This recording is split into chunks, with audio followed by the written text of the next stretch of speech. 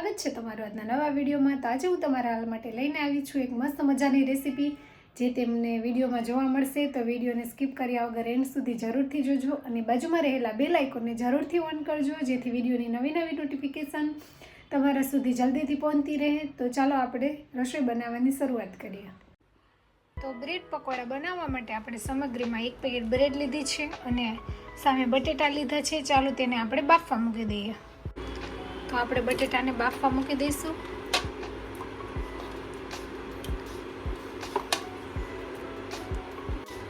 તો ઢાંકણ ઢાંકી અને આપણે 4 સીટી થવા દઈશું।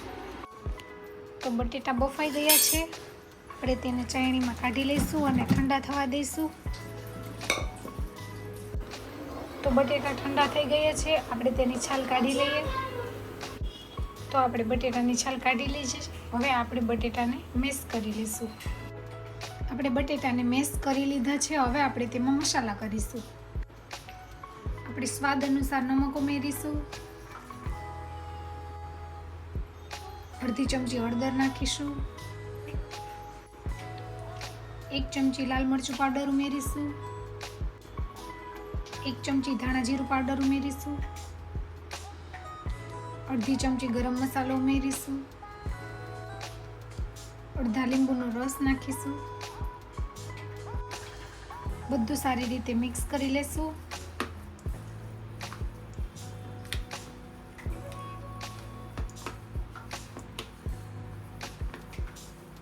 બધો મસાલો સરસ રીતે ભળી જાય તેવી રીતે આપણે મિક્સ કરી લેશું।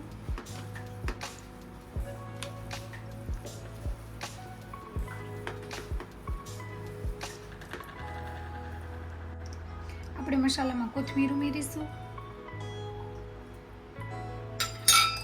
સારી રીતે બધું મિક્સ કરી લેશું।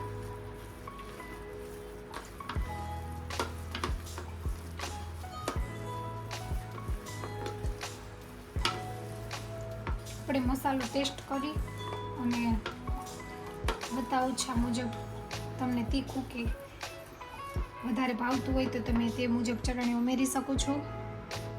તો આપણું પકોડાનું સ્ટફિંગ તૈયાર થઈ ગયું છે। હવે આપણે ખીરું બનાવીશું। તે માટે આપણે 1 બાઉલ ચણાનો લોટ લેશું। તો આપણે લોટમાં સ્વાદ અનુસાર નમક ઉમેરીશું, તેમાં આપણે હળદર ઉમેરીશું, અડધી ચમચી હિંગ ઉમેરીશું। આપણે થોડું થોડું પાણી એડ કરતા જઈ અને ખીરું તૈયાર કરીશું।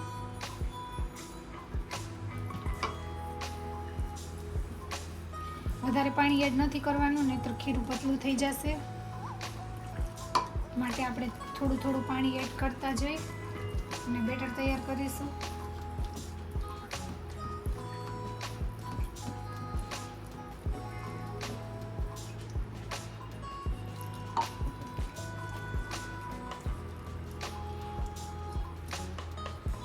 એકદમ મસ્ત ફેટી અને સ્મૂથ ખીરું તૈયાર કરીશું। કોઈ ગાંઠ કે ગાંગડી ન રહે લોટની માટે એકદમ ફેટી લેવાનું છે। તો આપણું સરસ મજાનું બેટર પણ તૈયાર થઈ ગયું છે। ચાલો આપણે પકોડા તળવા માટે તેલ મૂકી દઈએ। આપણે પકોડા બનાવવા માટે મોટી સ્લાઇસની બ્રેડ લઈ લીધી છે, તેની ઉપર આપણે સ્ટફિંગ પાથરી દઈશું।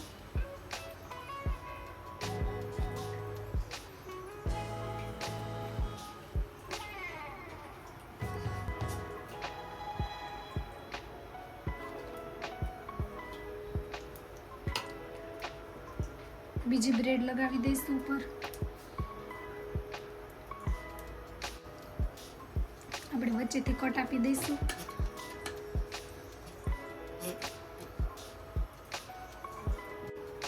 તો આપણે આવી રીતે બધા પકોડા સ્ટફ કરીને તૈયાર કરી લઈશું।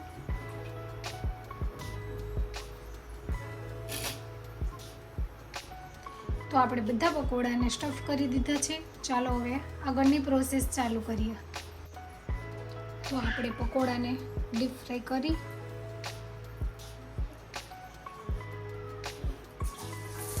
તળતા જઈશું।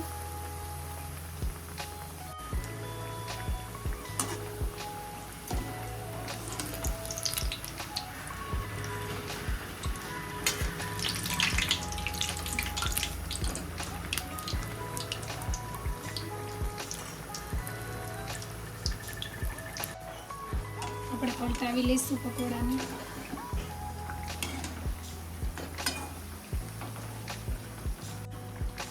તો સરસના તળાઈ ગયા છે, આપણે તેને કાઢી લઈશું.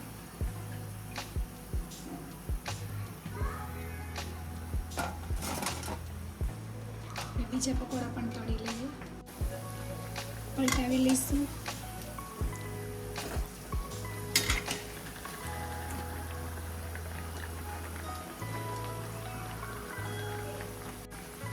તો સરસ મજાના પકોડા તૈયાર થઈ ગયા છે, આપણે તેને કાઢી લઈશું. તો આપણે આવી રીતે બધા જ પકોડાને તળી અને તૈયાર કરી લઈએ. તો સરસ મજાના પકોડા તૈયાર થઈ ગયા છે. ચાલો આપણે તેને ચટણી સાથે સર્વ કરીએ.